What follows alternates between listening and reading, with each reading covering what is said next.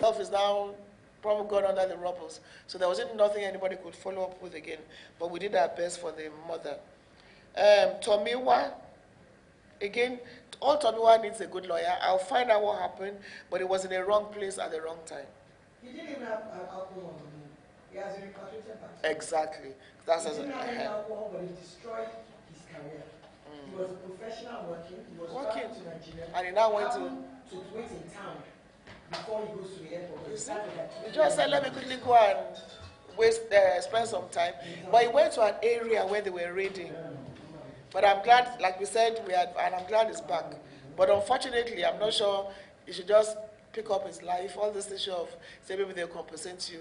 He was a professional in Dubai, not even a tout. No, he was a professional. The embassy said so. And then, back to the issue of even Dubai now, it's a big problem. And we've been talking about this thing. Fine, the issue with airlines. Airlines, they will solve their problems. There's issue with not issuing visas. It will be solved eventually. What I think UAE will do is change their visa rules. This one that you just go to an agent, you get a visa, may change. So maybe they will be stricter about it. Go to VFS, do your biometrics, and get your visa. I think that's the process there. But right now, not officially communicated, but they are not issuing visas. But what worries me is that right now in Dubai, even Nigerian professionals, their work visas are not being renewed. That is the problem which you raise. So once your visa expires, they are sending you back. And that is why they say a whole lot that has to be brought back. And when we warned that time that the bad will affect the good, nobody listened. And for Dubai, it's a security issue. My chairman, we've argued about this thing. There's no way you become a security issue in another country and they'll just keep quiet. So we have to tell ourselves the truth ourselves. But diplomatic discussions are ongoing, but honestly speaking, they will yap me again. 80% of people in Dubai prisons are Nigerians. And it's gotten to a stage where it's affecting their own tourism. Madam Chairman, there are things I cannot say that has happened. Because there's something that if you're here, if you are traveling there, you will turn back. Because some of our people have done ABCD. So while discussions are ongoing, we need to tell ourselves the truth. This is a country that's strictly on tourism. We cannot destroy what they stand for. And if they've taken hard decisions, we are talking to them, but we have, if you have 10 children and 3 are bad, bring those 3 in place. Otherwise, it will affect the remaining 7. If 80%, how many Americans said you? Now, I asked a generic question. Because some people get up in America and go and shoot school children, does that make all Americans criminals? No, can I say you something? That is America, it's a country. But if Nigerians in America, if you have 80% of them that are the ones going to shoot, they will say that Nigerians will do something. And in Nigeria, I would allow a foreigner to come and shoot me down here. But I'm saying the case of UAE in particular is a security matter. I can't go into detail. But there's a consular, there's a discussion ongoing. The visa thing, you can't ban all Nigerians from visas, but they say they are trying to review it. Then you can't stop all professionals from working. So right now, they've even increased the expiry date to about 3 more months. To enable them to do a good thorough. So they've increased that. Before it's 28 days they deport you, but now it has gone to 6 months. So you can still sit back and look for something else and get yourself together. So discussions are ongoing. What I'm saying is that we should keep hyping on that the fact that we don't talk about yourselves. If we are doing bad, let us rein them in and say stop that nonsense so that the bad will not affect the good. Not allow the bad to spoil the good. But what I'm saying is that in cases where we have a few bad, let us also accept and talk to our people that let us all be proper. That's Mr. President's #1 message. Be good ambassadors. So what I'm saying is you and us, we need to spread more of that awareness that let the bad affect the good. And in the UAE in particular. Have you ever thought about this? Yes. And I'm going to move so we can close. On the issue of human trafficking, we have been talking about our people not leaving the shores of Nigeria. Unfortunately, some of these people that leave are ignorant. And 2, immigration is complicit. So the more we talk in the House, the less immigration is doing. I personally was traveling one day last year. I saw a young girl who said she was going to to Argentina. She looked very lost on the queue. And I asked her, Argentina, what are you going to do in Argentina? She said she's going to meet her uncle, and I immediately called immigration officers on duty. And I drew the attention to this girl, because for me it was obvious this was a human trafficking case. They let her go. So as much as we're shouting about this, once immigration is complicit, we're only making noise. Madam Chairman, they end up in diaspora and end up being a problem for you and I.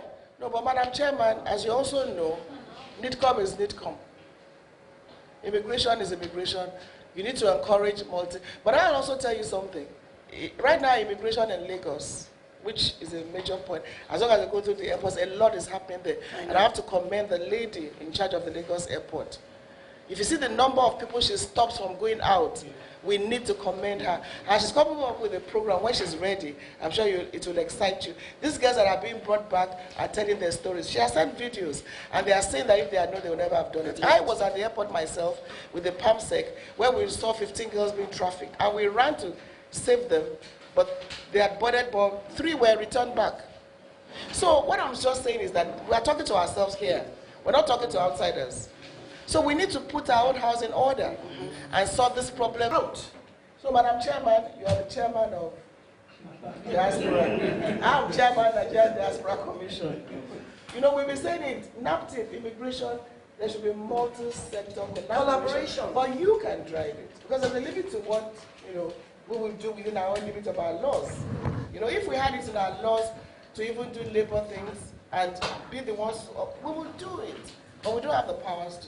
So, Madam Chairman, you as Parliament can embark on this multi-agency collaboration. You can call everybody and hit the gavel. Really. We will revert to that again, because we have been doing that. When these girls come back, all the expresses, we regret, we shouldn't have gone. Because the traffickers are making money. And they go there, and in UAE in particular now, don't even go. If you go, there are no jobs, then you're going to come back with nothing. And that is our message. A place like UAE, if somebody tells you, don't go, you will not get any jobs, and you come back with nothing. I think that should be our message to all our people now. At the airports, with NAPTIP, with immigration, and everything. And I think with that way we can save a few people from themselves.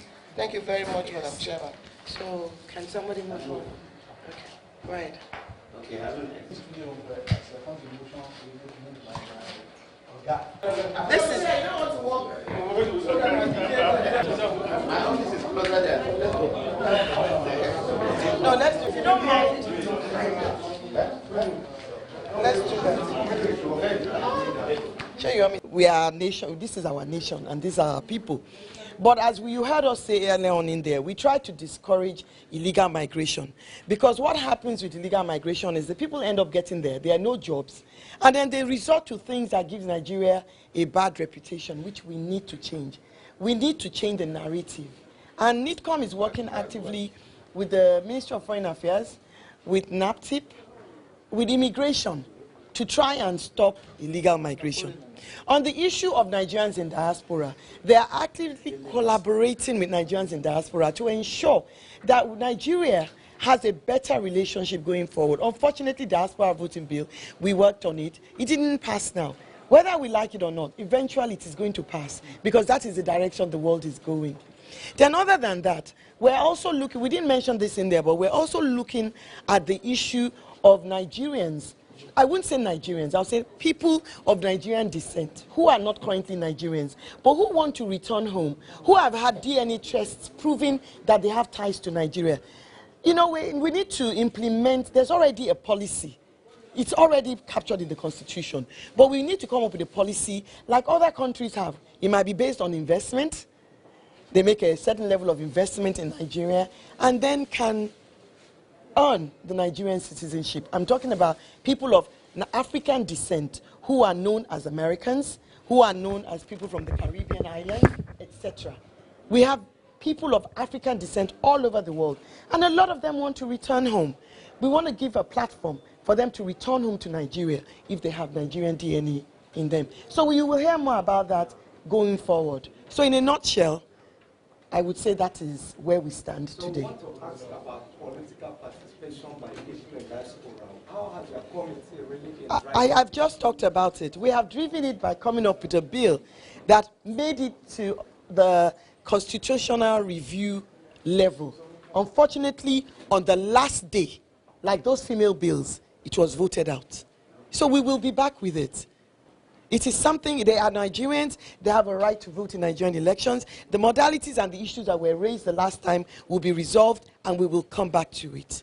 Yeah, on the issue of budget, NIDCOM basically is underfunded. What are you doing about that? We have lobbied.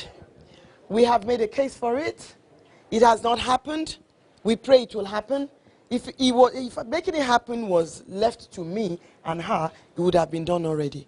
But we can only implore the people who make the decision, the appropriation committees, and the leadership of the House to see how they can make an improvement in this area. Yes, just a fortnight ago, 8 Nigerians were elected in midterm elections in the United States, and 2 were returned, making a total of 10. That's glassing your hand, I suppose. Yeah, very exciting news coming from Nigerians in the diaspora, and that's what we keep encouraging. If are those 8 Nigerians, you know that they actually put themselves on the video and said, we are Nigerian Americans, and we wish ourselves success, and they won. And so that's very exciting. So Nigerians are great all over the world. While we have a few not doing so great, we are the best in the world. But what we keep saying as the Mr. President says, be good ambassadors wherever you find yourselves, and just put in the best, because as we're celebrating them, we're celebrating ourselves. So when you do bad, we have to let you know that what you're doing is not right and doesn't represent all of us. And as Madam Chairman said, the issue of diaspora voting is not something we can run away from. It's going to happen. And it will happen. It has to happen. You can't run away from it. And the issue of irregular migration, again, I think it would be easier if it stopped from here. How do you stop people from going and getting into trouble? You're living here to look for a job, but you get there, you don't get the jobs anyway. And then you come back worse than you left. So I think that involves stronger multi-sector collaboration, which I'm sure the Parliament can actually drive. And we can all look into this issue. And the issue you spoke about citizenship is something that the Ministry of Interior is also looking into. How do you do? What are the modalities? And again, how will you ensure it's not abused? I think the largest number of foreigners were given citizenship not too long ago by Mr. President. And then we also have visa on arrival, come into the country without any hindrances, see what you can do, invest in the country and all that. So I'm sure it's something that Ministry of Interior is looking at. Thank you very much. Thank you. Thank you. So we're going to pass through. Thank you.